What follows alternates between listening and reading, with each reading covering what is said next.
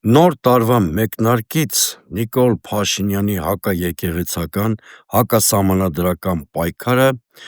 ոչ միայն նոր թափով է ծավալվում, այլ դրանում ի հայտ են եկել նոր բաղադրիչներ, նոր տարրեր։ Այսօրվա եթերում ես ոչ միայն հանգամանալից կխոսեմ սրա մասին, այլ նաև կպատասխանեմ հիմնականում թեմայի շուրջ մեր հայրենակիցների, իմ հետևորդների բազմաթիվ հարցերին։ Այսպիսով, ինչ նոր տարր է կամ բաղադրիչ է ի հայտ եկել Փաշինյանի հակաեկեղեցական կամպանիայում։ Ակնհայտորեն վարչապետի պաշտոն զբաղեցնողը նոր տարվա մեկնարկից իր այդ կամպանիային ինստիտուցիոնալ համակարգված բնույթ է հաղորդել։ Այսօր դերևս հունվարի 11-ն է։ Եթե մենք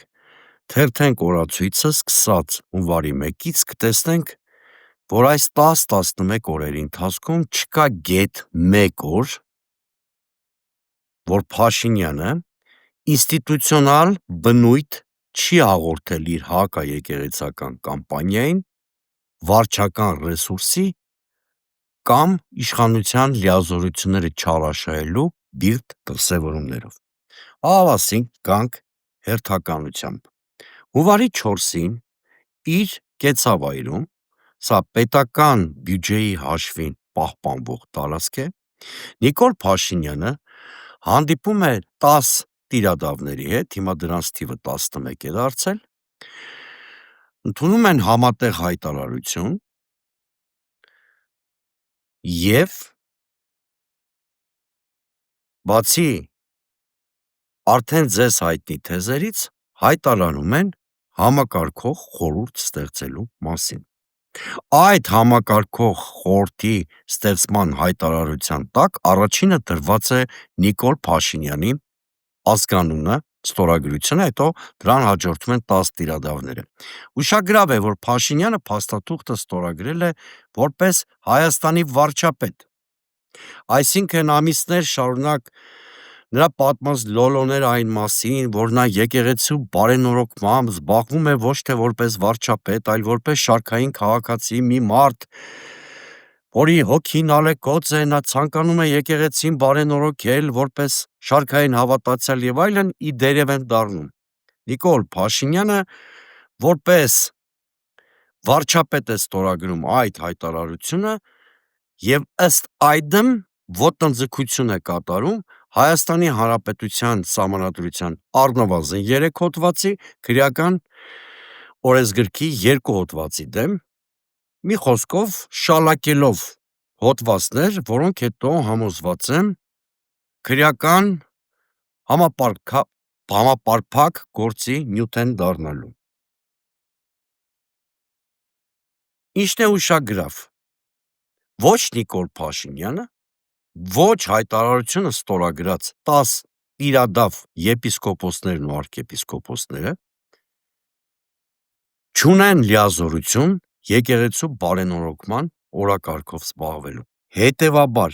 նրանց ստեղծած կամ ավելի շուտ Փաշինյանի ստեղծած եւ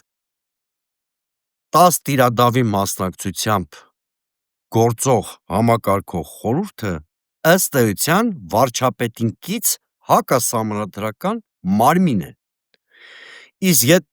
վարչապետի գլխավորությամբ ստեղծվում է հակասահմանադրական մարմին,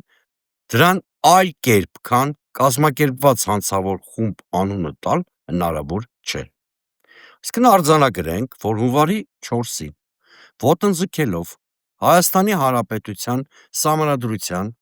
Սահմանադրական կարգի, ինչպես նաև եկեղեցու կանոնիկ իրավունքի դեմ, Նիկոլ Փաշինյանը ստեղծել է ապօրինի մի մարմին։ Հունվարի 6-ին արդեն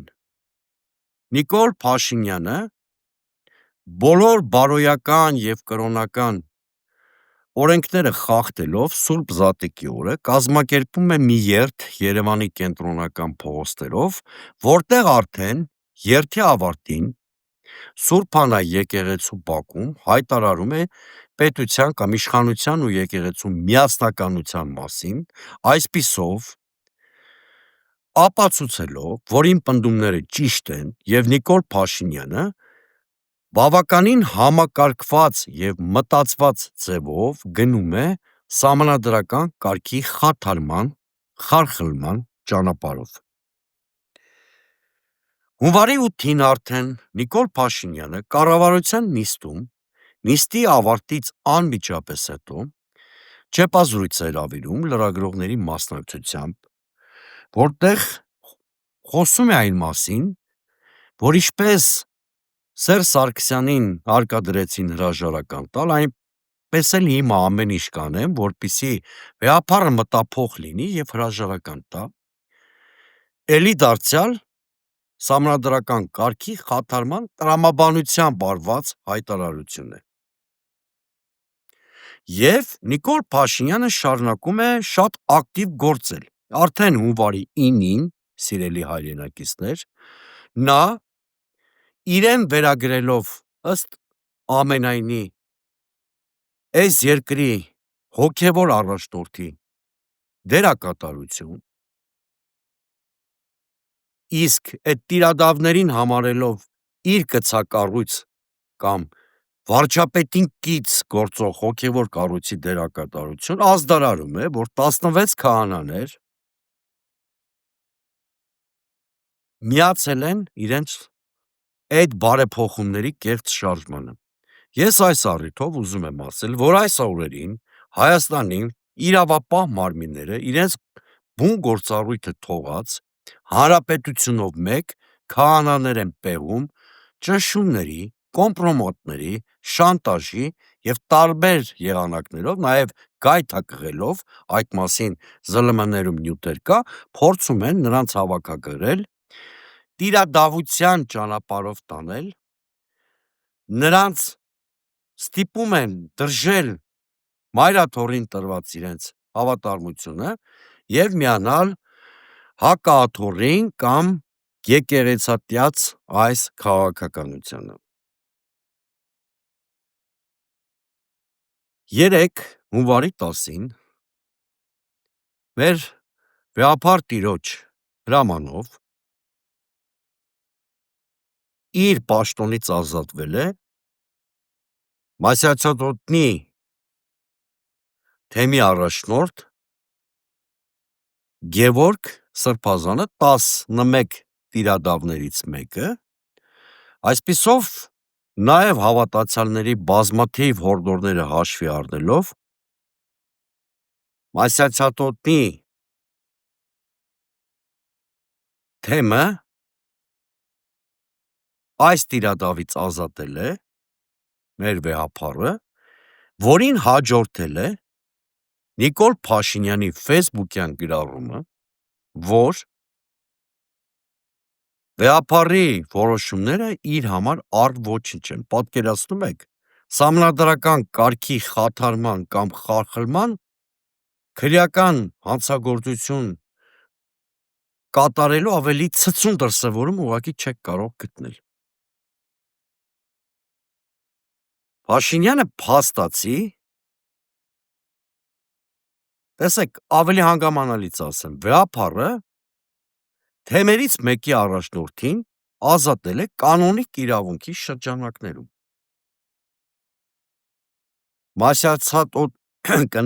Մասյացօտնի թեմը, ինչպես այլ թեմեր, նշանակում են նրանց առաջնորդները վեհափառի հրամանով և կանոնիկ իրավունքի համաձայն վեհափառը իրավունք ունի նաև ազատելու այն թեմերի առաջնորդներին, որոնք կանոնիկ իրավունք են խախտել: Ահա վեհափառը օգտվել է իր կանոնիկ իրավունքից: Նիկոլ Փաշինյանը երբ հայտարարում է, որ վեհափառի այս որոշումը առ-ոչինչ է, նա իրավական նիհիլիզմ է փաստորեն քարոզում, նա հարվածի տակ է դնում լեգիտիմության միասնական համակարգը: Նույն տրամաբանությամբ մարդիկ հասարակական քաղաքական կյանքի մյուս սեգմենտները, օգտվելով Նիկոլ Փաշինյանի ստեղծած այս նախադեպից կարող են վաղը չէ միսօրը այն հիմքով, որ օրինակ Նիկոլ Փաշինյանը եւ նրա կառավարությունը չեն կատարել կառավարության 2021-ի ծրագիրը, իրենց բազմաթիվ գործողություններով կասկածի տակ են դրել սահմանադրությունն ու սահմանադրական կարգը, ահա բազմաթիվ այլ սեգմենտներ, հասարակության խմբեր, քաղաքացիներ կարող են հիմք ընդունելով Նիկոլ Փաշինյանի նախադեպը իրենց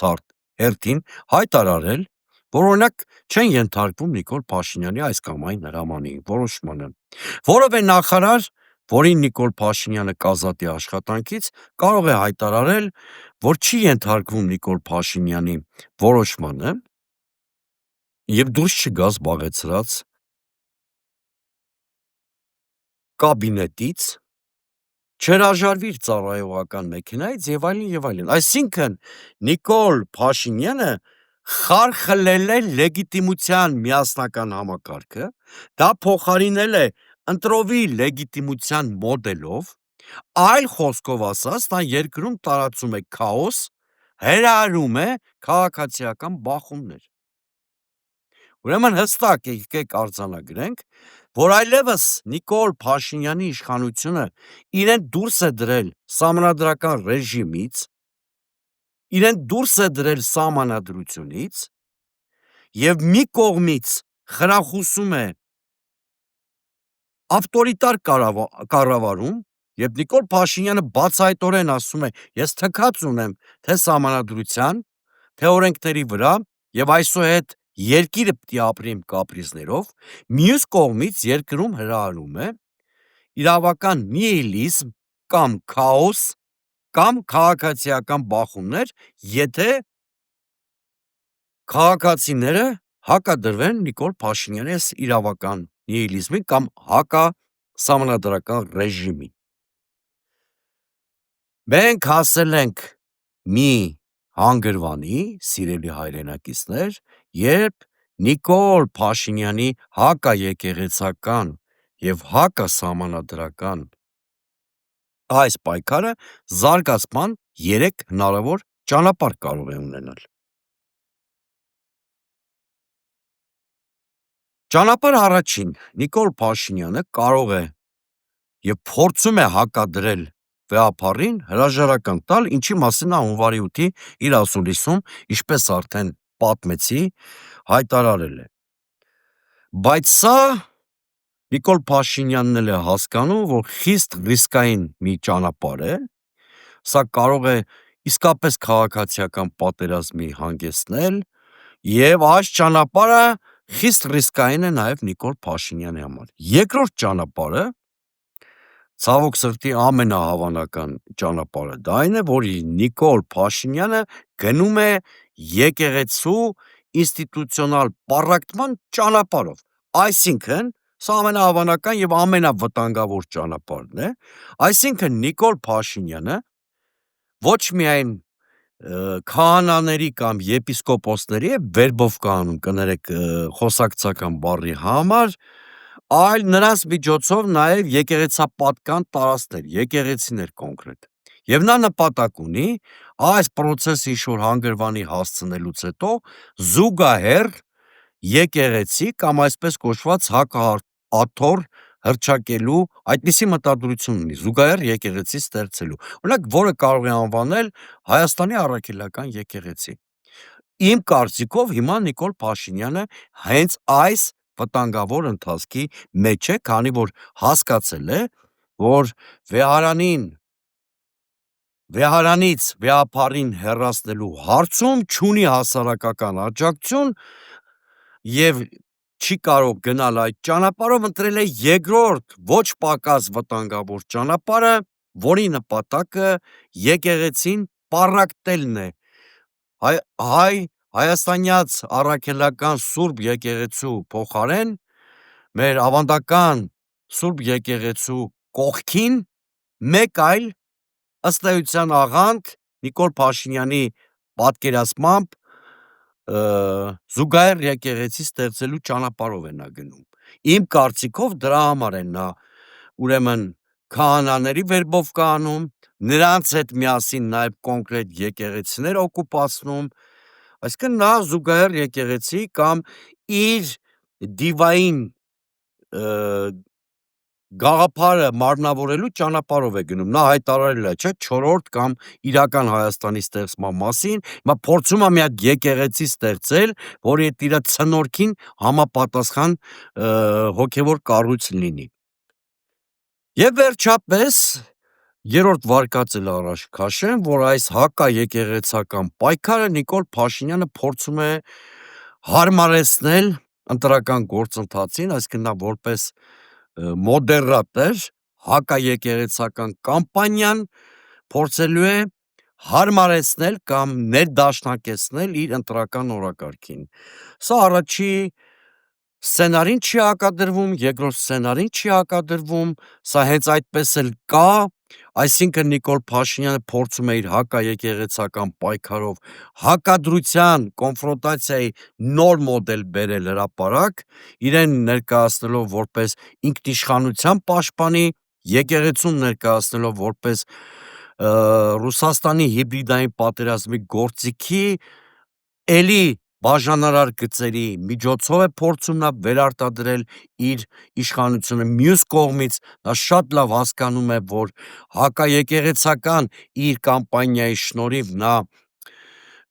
ապատիկ հասարակություն է ստանալու, իսկ ապատիկ հասարակությունը ավտորիտար իշխանությունների հիմնական դաշնակիցն են, որովհետև միայն ապատիկ հասարակության պայմաններում է հնարավոր այս հակասահմանադրական իշխանության վերարտադրությունը։ Ապատիկ հասարակությունները որպես կանոն պասիվ մասնակցություն են ընտրական գործընթացին ունենում, ինչի հետևանքով Նիկոլ Փաշինյանը կարող է վարչական ռեսուրսի միջոցով մոբիլիզացնել X թվով ընտրողների, որոնք պասիվ մասնակցության դեպքում ընտրողների ընդհանուր համակարգում մեծ կշիռ կունենան, եւ հակառակը Նիկոլ Փաշինյանը հրաշալի հասկանում է, որ եթե ընտրողների թիվը 50% գումարած լինի, ոչ մի վարչական ռեսուրս ընտրախախտում իրան չի փրկելու, ինքը զրկվելու է իշխանությունից։ Հետևաբար նա հակաեկեղեցական կամպանիան փորձում է օգտագործել ավելի պասիվ մասնակցություն, ընտրողների ավելի պասիվ մասնակցություն ընտրությունների ունենալու նպատակով։ Սրանք են ծավալվող իրադարձությունները, ինձ իմ հետևորդները բազմաթիվ հարցեր են ուղղում, օրինակ ասում են ինչու են պետական մարմինները անգործ, երբ որ Նիկոլ Փաշինյանն ու նրա խուլիգանախմբերը եկեղեցու դեմ այս կամպանիան տանում են, իրավապահ մարմինների մասին են հարցնում, միանգամից ասեմ, որ իրավապահ մարմինները գտնվում են Նիկոլ Փաշինյանի գրպանում եւ նրանք չեզոքություն կցուցաբերեն միայն այն պարագայում, երբ հասարակությունը սուբյեկտ դառնա եւ իրավապահ մարմինները այլևս ստիպված չլինեն հլու հունազանդ կատարել Փաշինյանի բոլոր հանձնարարությունները։ Ինձ հարցնում են ինչու դիմումներով չենք հեղեղում դատախազությանը, ԱԱԾ-ին, մյուս պետական մարմիններին, ՍԴ-ին, երբ Նիկոլ Փաշինյանը ապօրինություններ է կատարում, պատասխանեմ շատ հստակ, ես չեմ հավատում, ինչպես արդեն նշեցի, որ այս պահին իրավապահ մարմինները կհանդգնեն որևէ քրեական գործ հարուցել Նիկոլ Փաշինյանի դեմ, բայց միևնույն ժամանակ ասեմ, որ այդ դիմումներ հասցեագրելուն գաղափարին կողմ եմ, որովհետև ցանկացած նման դիմում, եթե նույնիսկ այս պահին իրավապահ մարմինների կողմից անարձագանք մնա, հետո շատ արժեքավոր նյութեր են դրանք դառնալու, Նիկոլ Փաշինյանի իշխանության հեռացումից հետո նոր իշխանությունների ձեռքին շատ արժեքավոր նյութեր են դառնալու կամ իրավապահ մարմինների ձեռքին, որպեսզի սահմանական կարգը տապալելու, սահմանադրական կարգը խաթարելու, այլ հանցագործություններ գործելու հիմքով Նիկոլ Փաշինյանի եւ մյուսների դեմ քրեական գործեր հարուցվեն։ Եկեղեցու դեմ կամպանիան պաշտպանող մի քաղաքացի ինձ ասում է, որ եկեղեցին առաջինը ինքն է քաղաքականությամբ զբաղվել, ես այս տեսակետը չեմ ընդունում, ավելին ասեմ, որ Սահմանադրության 17-րդ հոդվածը որևէ հոգևորականի չի կաշկանդում ունենալ քաղաքական դիրքորոշումներ, քաղաքացիական կեցվածք ունենալ, Սահմանադրության 17-րդ հոդվածը կաշկանդում է իշխանության միջամտությունը եկեղեցու գործերին։ Մենք գիտենք, որ երբ որ հոգևորականները քաղաքական հայտ են ներկայացնում կամ զբաղվում են քաղաքականությամբ, նրանց հոգևոր ծառայությունը կասեցվում է, նման դեպքեր մենք գիտենք, օրինակ, Երրորդ հանրապետության առաջին տարիներին քահանան, Տեր-Հուսիկ քահանան ընտրվել էր կառավարող Հայոց համազգային շարժում կուսակցության վարչության նախագահ, սառեցվել է նրա հոգևոր ծառայությունը, եւ երկրորդը կա Բագրատ Սրբազանի դեպքը, երբ նա ակտիվ քաղաքական գործունեություն ծավալեց, քաղաքական շարժում առաջնորդեց, էլի սառեցվեց նրա հոգևոր ծառայությունը, այսինքն բոլոր դեպքերում եկեղեցին մնացել է իր պարկեշտության մեջ, եւ կրկնում եմ, առանձին վերցրած որևէ հոգևորականի Սահմանադրության 17-րդ հոդվածը չի կաշկանդում ունենալ քաղաքական դիրքորոշում, հանդես գալ քաղաքական հայտարարություններով։ Ինձ ասում են եկեղեցու դեմ պայքարում Նիկոլ Փաշինյանը դրսի իրանք է կատարում, բազմաթիվ անգամներ այս հարցին անդրադարձել եմ, Հայաստանը Նիկոլ Փաշինյանի ղեկավարած Հայաստանը պրախատնոյ դվոր է դարձել, աշխարհաքաղաքական բոլոր կենտրոնները, որոնք ունեն հնարավորություն միջամտում են Հայաստանի գործերին, հակաեկեղեցական կամպանիան Նիկոլ Փաշինյանի անշուշտ ունի արտաքին շահառուներ, որոնք ոչ միայն Բաքվում են, սա ես ամենևին չեմ հերքում, բայց ուզում եմ հատուկ մի բան ասել։ Եկեք մենք ավելի սթափ հայացքով եւ ավելի հաստատուն կենտրոնանանք Նիկոլ Փաշինյանի ներքին մոտիվների վրա։ Ի վերջո Նիկոլ Փաշինյանը եկեղեցուն թիրախավորում է առաջին հերթին այն պատճառով, որովհետև դերևս անցած տարվա ապրիլ-մայիս ամիսներից նա հասկացավ, որ եթե չփորձի տոտալիտար կառավարում իրականացնել եւ չեզոքացնել բոլոր անկախ ինստիտուտներին, չփակել բոլոր ընդդիմախոսների բերանները եւ ընդհանրապես բացահայտ ռեպրեսիաների եթե չդիմի, նա հասկացավ, որ եթե ռեպրեսիվ քաղաքականություն չորդեգրի, 2026 թվականին չի կարողանալու իր վերարտադրության հարցը լուծել։ Հետևաբար, եկեղեցու դեմ պայքարը առաջին հերթին դիտարկեք ուժեղ ավտորիտար ռեժիմ ստեղծելու Նիկոլ Փաշինյանի մտադրությունների ծիրում։ Ասում եմ, այդ արտաքին քաղաքական շահառուներին ես չեմ բացառում, ոչ էլ ասում եմ նման բան չկա, բայց առաջին մոտիվը Նիկոլ Փաշինյանի էս է։ Վերահսկել ամենքին եւ ամեն ինչ, որպեսզի կարողանա վերարտադրել իր անփառունակ իշխանությունը։ Մեր խնդիրը պիտի լինի ընդդիմության, ստեղծել ալտերնատիվ օրակարգեր, մեծացնել հասարակական սուբյեկտությունը, ակտիվացնել հասարակությունը եւ ապահովել ընտրություններին հասարակության ակտիվ մասնակցություն։ Միայն այս պարագայում ընտրողները ակտիվ կմասնակցեն, ուրեմն ընտրություններին եւ Նիկոլ Փաշինյանի վերարտադրության պլանը կձախողվի։ Ինձ հարց են տվել նաեւ միասնական ընդդիմության եւ այլ թեմաներով, սիրելի հայրենակիցներ, ես այս հարցերից չեմ խուսափում, ուղղակի ուզում եմ տեղեկացնել, որ չորեքշաբթի հունվարի 14-ին ես օպերա սուիտում հրավիրել եմ մամուլի ասուլիս, որի հիմնական ասելիքս այդ ասուլիսում վերաբերելի է լինելու հենց ընտրական գործընթացին եւ հանգամանալից նաեւ իմ հետևորդների բոլոր հարցերին հունվարի 14-ին ժամը 13:00 օպերա սուիթում հրավիրած իմ ասուլիսում կանրադառնամ։ Այսօր այսքանը։